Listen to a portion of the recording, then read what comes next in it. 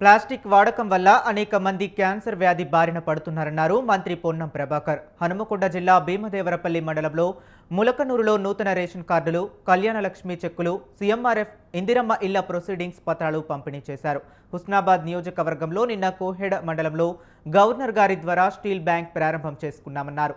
మండలంలో 44 మహిళా సంఘాలుంటే 21 మహిళా సంఘాలకు స్టీల్ పాత్రలు అందిస్తున్నామన్నారు.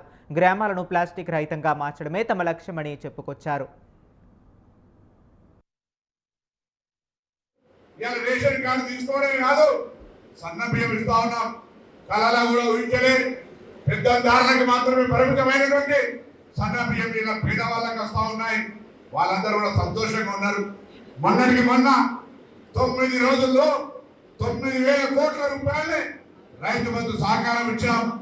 అంతకుముందు రుణమాఫీ చేసాం. 200 యూనిట్ల కరెంటు ఎంతమందికి ఉచితంగా వస్తుంది? ఒకసారి చేతిలో ఉంటుంది చూసాం. అందరికీ వస్తుంది. 200 యూనిట్ల కరెంటు ఫ్రీ వస్తూ ఉంది. ఒకవైపు 200 యూనిట్ల కరెంటు ఫ్రీ.